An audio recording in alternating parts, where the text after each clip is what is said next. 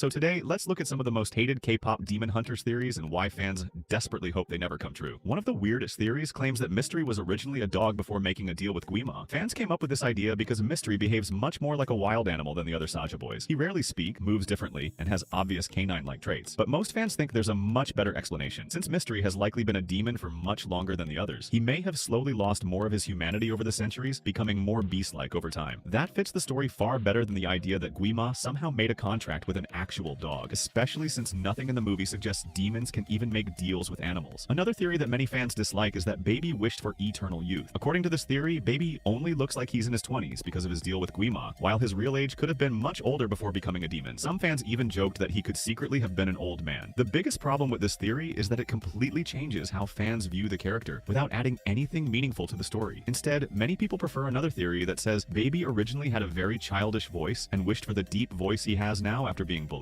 It explains his name, fits his personality, and doesn't create unnecessary complications. Another popular theory suggests that Mira is secretly half demon, just like Rumi. The main evidence people use is simply her unusual hair color and appearance. However, that's where the evidence ends. Throughout the movie, Mira never displays any hidden demon powers or hints that she's hiding a secret identity. Most fans believe this theory is based entirely on visual design rather than actual storytelling, making it one of the weakest theories in the fandom. Some fans have also suggested that the other Sacha boys aren't really individuals anymore, but are instead empty shells or puppets controlled by Guima. This theory tries to explain why Jinwoo seems much more emotional and developed than the others. While it's certainly possible that Guima has some influence over them, most fans don't like the idea because it strips away the tragedy of their characters. The Saja boys are much more interesting if they were once real people who slowly lost themselves over time, rather than being nothing more than mindless zombies with no personalities of their own. One theory that many fans strongly disagree with is the idea that Guima manipulated Jinwoo's memories. According to this theory, Jinwoo may never have abandoned his family at all, and Guima simply altered his memories to keep him loyal. While this would make Jinwoo less responsible for his past, it would also completely undermine his redemption arc. His journey is powerful because he genuinely made terrible choices, accepted responsibility for them, and ultimately sacrificed himself to make things right. If none of those mistakes were actually his fault, then his growth loses much of its emotional impact. Another controversial theory is that Jinwoo will eventually come back to life. Since he's one of the most popular characters in the movie, many fans naturally want to see him return. But surprisingly, a large part of the fandom hopes that never happen. Jinwoo's story already has a complete beginning, middle, and end. His sacrifice gave him redemption and provided a satisfying conclusion to his character arc. Bringing him back could lessen the emotional weight of that ending and shift attention away from developing new villains and giving characters like Mira and Zoe larger roles in future stories. And finally, there's the theory that almost everyone agrees should never become canon. Jinwoo is secretly Rumi's father. Some fans came up with this idea because Jinwoo is centuries old and Rumi is half demon, but the theory immediately falls apart when you remember that the movie clearly builds romantic tension between the two characters. Turning that relationship into a father-daughter connection would completely change the story in the worst possible way. Thankfully, the creators have already confirmed that this isn't true. They revealed that Rumi's father was another former human who became a demon, completely shutting down this theory once and for all. Outside of the story itself, there's one final idea that many fans hope never becomes reality: a live-action adaptation. Much of what makes Kpop Demon Hunters special is its unique animation style, expressive characters, and over-the-top action sequences. Fans often compare it to Spider-Verse, arguing that the animation isn't just a visual choice, it's a core part of the movie's identity. While a live-action remake could happen one day, many believe it would lose the charm that made the original so memorable. At the end of the day, fan theories are one of the most enjoyable parts of being in a fandom. They keep discussions alive and let fans imagine endless possibilities. But sometimes a theory sounds much better staying on Reddit than becoming official canon. Which of these theories do you dislike the most? And are there any other K-pop Demon Hunters theories you hope never become true? Let me know in the comments.